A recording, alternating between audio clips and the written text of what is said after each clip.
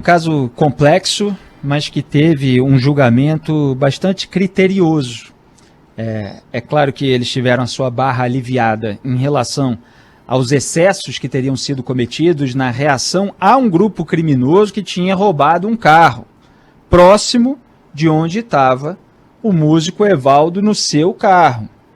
Então, houve o roubo de um carro, houve disparo contra os policiais, contra os militares, perdão, e os militares dispararam contra os criminosos que roubaram aquele carro. Havia até a informação de que alguns desses disparos teriam já pego no carro do Evaldo, ou até mesmo resvalado nele, mas sem que ele tivesse morrido. E aí o que aconteceu em seguida é que resultou numa condenação bastante forte, bastante dura. Então eles não foram condenados pelo excesso, pela reação excessiva ao incidente criminoso, mas foram condenados pelo homicídio. Por quê?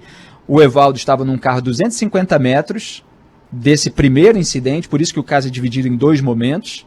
E aí eles foram lá, os 8 dos 12, e por isso é criterioso, viram exatamente quais foram aqueles que atiraram, e aí eles dispararam contra o Evaldo, contra o carro dele, pegou no sogro, que ficou ferido, não morreu, e aí veio o catador, que tentava ajudar o músico Evaldo, também foi alvo de disparos. Então são duas pessoas inocentes mortas, porque estavam próximas de uma troca de tiros com criminosos, de fato, que haviam roubado o carro, mas não eram culpados. O músico e o catador de latinha, nem o sogro, que acabou ferido, mas sobrevivendo. E por que, então, 8 dos 12 militares foram lá e atiraram, se não havia uma certeza de que eles estavam envolvidos com o grupo criminoso e não estavam? Então foi uma irresponsabilidade criminosa, para dizer o mínimo, que resultou numa perda de vidas humanas.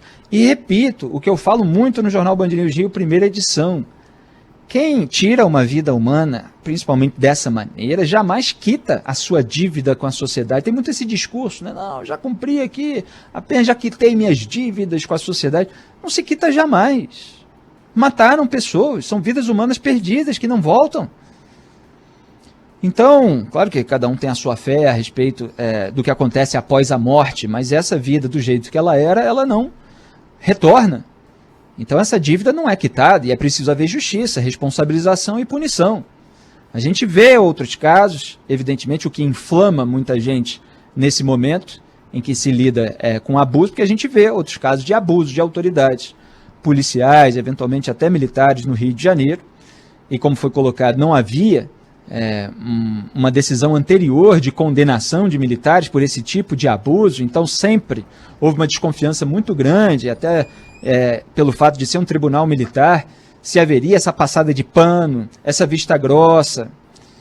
Então, no primeiro momento, se até cogitou que houvesse a vista grossa, a passada de pano, porque chegou a ser noticiado o pedido de absolvição pelo excesso. Só que aí veio logo em seguida o restante do caso. Então tiveram a sua barra, e isso é criticável também, cada um analisando os elementos em jogo pode ter julgado que eles não deveriam ter reagido tão excessivamente, colocando em risco a vida de terceiros, mesmo que houvesse criminosos roubando um carro. Mas quando você vê a dosimetria da pena que foi imposta àqueles que foram lá e dispararam contra pessoas inocentes, tirando-lhes a vida, a gente vê que não houve uma passada de pano, porque o tenente, que era ali quem tinha uma ascendência sobre os demais e quem mais disparou tiros, foi condenado a 31 anos, 30 e poucos anos. Os outros 7 a 20 e tantos anos, 28 se eu não me engano. Então é muito tempo.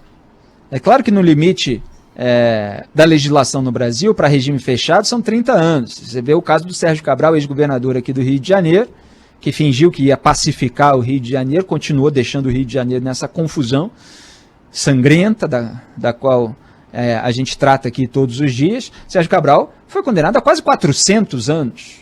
Ele não vai ter nem vida para cumprir todos esses anos, mas o correto seria que cumprisse pelo menos os 30 anos em regime fechado e, obviamente, está tentando se livrar disso com os advogados dele. Então, muitas vezes você tem penas maiores do que o teto da lei.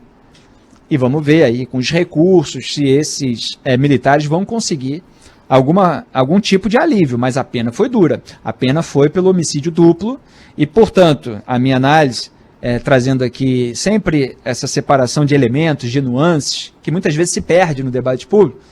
Eu sempre critico aqui o binarismo, essa polarização imbecil, esse maniqueísmo, tudo é preto ou branco, não tem zona cinzenta, não tem gradação de nada. É tudo ou você está junto, ou você está contra, ou você é amigo, ou você é inimigo e tal. E aí você vê um processo jurídico de um caso completo, cheio de elementos, de nuances, que tem um primeiro momento que envolvia um crime, tem um segundo momento que envolvia pessoas inocentes, e tudo foi separado e se distinguiu entre aqueles 12 militares quais foram os que dispararam. E dentre esses 8 que dispararam, aquele que tinha uma ascendência sobre os demais, que disparou mais tiros, levou uma pena maior, os outros uma pena dura, porém menor do que a desse tenente. E ainda teve mais um caso no qual eles não foram enquadrados, que foi pela omissão de socorro. Também foram absolvidos nesse ponto. Mas porque um deles chamou o corpo de bombeiros e, portanto, isso foi considerado como um pedido de socorro, como uma providência tomada, portanto, todos acabaram aliviados porque fez ali a ligação, fez ali a chamada. Então foi um julgamento criterioso, pode se questionar e tal a respeito da parte da absolvição, mas a condenação ela foi dura. Então surpreendeu aí muita gente que achou que o tribunal agiria de modo corporativista, e tem que ser assim. Não dá para a autoridade policial ou militar atirar primeiro para perguntar depois. Isso é coisa que a gente vê às vezes do cinema. Olha só, o fulano, o bandido lá, atira primeiro, depois pergunta. Ou o policial que atua fora da lei, de filme de sessão da tarde. Na vida real, vidas humanas se perdem por causa de um comportamento como esse. E essa onipotência por parte da autoridade precisa gerar também medidas preventivas contra ela. Quer dizer, o alto comando das Forças Armadas, das Forças Militares, das próprias polícias, como a gente sempre cobra, precisa rever os seus procedimentos e as suas escolas de treinamento. Quer dizer, qual é a recomendação, qual é a orientação? Porque não dá para a gente sempre ficar ouvindo a desculpa de que, mas o policial estava sob tensão, é um momento de tensão. Bom, ele é policial, ele é treinado para momentos de tensão. E claro, dentro de cada processo, você avalia. O juiz, eventualmente, pode entender que um lance bastante controverso e tal envolveu uma tensão e acabar aliviando a barra em relação a algum aspecto. Você vê que nesse caso mesmo teve aspectos assim. Mas tem coisas que são inaceitáveis. Então você chegar lá e continuar disparando contra vidas humanas inocentes, não dá. E as autoridades precisam ser orientadas e treinadas para ter uma contenção nesse momento, porque qualquer dedo no gatilho nessa hora pode ceifar uma vida. Que bom que houve a responsabilização e a punição. Tomara que isso seja educativo de agora em diante, Fábio.